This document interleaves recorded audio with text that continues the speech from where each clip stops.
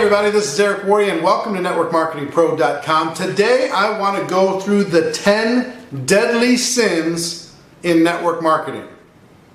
Sin number 1, overinflating your product or service. So many times we are so excited and we really want that person to join our business, so we embellish, we exaggerate, we put claims out there that don't really need to be out there. And actually this hurts our credibility more than it helps it. If you tell someone it'll help certain symptoms, fantastic. Help certain situations, fantastic. But you don't need to go overboard. Don't go crazy, because you lose credibility, you don't gain it. Deadly sin number 2, lying about your income. I will tell you, as I'm going through all of these sins, I will tell you I've engaged in most of them, not all of them, but I've engaged in most of them over the course of 25 years. Anybody that's been involved for that long and says they haven't engaged in any of these deadly sins is not telling you the truth. But embellishing your income. Sometimes somebody will share with someone else, oh, you know, let me introduce you to my friend, and they're making this amount of money. And you don't correct them. You don't stop them.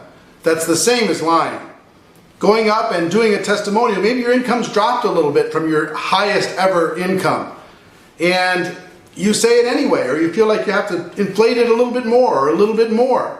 It hurts you on the inside and it crushes your credibility. So that's deadly sin number 2, lying about your income or misleading people about your levels of success. Deadly sin number 3, talking negatively about a distributor, about your company, about anything, frankly, in general. Nobody wants to follow a negative leader. And sometimes we get frustrated and we want to blame others, but just make sure that we are uniting inside of our community, and we can, talk negatively about the matrix outside of network marketing, talk negatively about people who are stuck in meaningless jobs, but let's not talk negatively about another distributor, even if they've done something bad. Let's not talk negatively about our company. And let's not talk negatively about anything in general. The old axiom, positive down, negative only goes up. I would even tell you, from a person that's been in the up level, nobody wants to hear that either. I understand sometimes you feel the need to vent, but it's better that you get better than feeling the need to dump your problem on somebody else. So talking negatively in general, deadly sin number 3. Number 4, this is a big one that I've struggled with my entire career: inconsistency. You get excited, you're fired up, it's the beginning of the year, you're going to charge out there, you're going to change the world. And January 15th, where'd you go? You disappeared for a week or 2. Then you come back and you're charged up and you listen to a call or you attended an event and you told the team, okay, we're going to do this, and then you disappear 3 weeks later. See, people will follow somebody who's consistent 52 weeks of the year. They're not going to follow somebody who's hot, cold, hot, cold, hot, cold. And I've been guilty of that my entire career. Inconsistency will crush momentum. And it's deadly sin number 4. Number 5, big one, especially in network marketing: spending more than you make. Spending more than you make puts you in a situation where you run out of choices. You run out of options. Where you feel the need that you've got to go out there and get that car, because the car is going to do the recruiting for you. You got to get that house because the house is going to do the recruiting for you. You have to get that crazy watch, or that, you have to have $5,000 suits because the suit's going to do it for you. It's not going to do it for you. And if you find yourself in a hole, rule number 1 is stop digging. Stop going farther down in the hole. Get your financial footprint small and have choices, have options. Have freedom to be able to invest in your business without feeling like you have to feed the monster all the time, the monster that you created. So, spending more than you make, deadly sin number 5. Number 6, stealing somebody else's distributor. A prospect comes to your meeting, they were sent by somebody else, and you go, well, you could work with me if you wanted to, and you kind of slyly end up with that distributor in your organization. Or you take somebody who's happy where they are somewhere else in the organization. You say, well, why don't you sign up your wife or your brother, your child or whatever, and just come build with me. Stealing somebody else's person, it's something that will absolutely crush your credibility. It's hurt me. I've fallen susceptible to it a few times in my career, and I wish I hadn't done it every single time. Everybody loses every single time, and you can rationalize anything. Somebody comes to the meeting and that person, they hate that person that sent them to the meeting. Well, you know, you feel like you're in a tough spot, but really, that's not your prospect. So don't do it. It's not worth it. Next is deadly sin number 7. This one's a big one. Sleeping around in your company. Whether you're single, whether you're married, going and finding some attractive person at the convention, finding some person in your organization and deciding that, you know, hey, that'd be fun. That'd be interesting. It will crush an organization. It will crush an organization. Whether you're single or you're married. If you sleep around inside of the organization, it's an absolute deadly sin.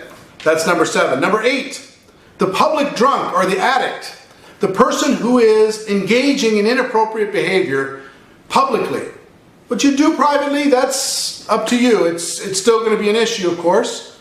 But if you get drunk at the company convention, if you are an addict at the company convention, if you are engaging in inappropriate behavior in front of the organization, I promise you, it's going to be an organization killer. No one's going to follow you if you engage in that behavior. Number 8. Number 9, hogging the stage. Saying, well, you know what, I'm so good at this that I need to be the one that's doing all the presentations. It's a deadly sin because our goal is to learn it, number 1, teach it, number 2, teach people to teach it, number 3. If you're on the stage all the time, that means you're not developing leaders. If you don't develop leaders, that means you don't have duplication, you don't really have residual income, you just have a different kind of job than you had before. So hogging the stage, number 9. And number 10, what I call the success coma. The success coma. Here's what that is, because I've been in it several times in my career. You have a certain level of success, you get to a certain rank, and you go into this kind of a coma. And what do I mean by coma? You're still going to the meetings, you're going through the motions, but you're kind of like a zombie. You're not passionate anymore, you've lost the drive, you've lost the push, you're not really recruiting, you're telling people to recruit, you're not really building, you're telling people to build, but you're still there, you're still going through, you're still saying all the right things, you're just not leading anymore. You're coasting.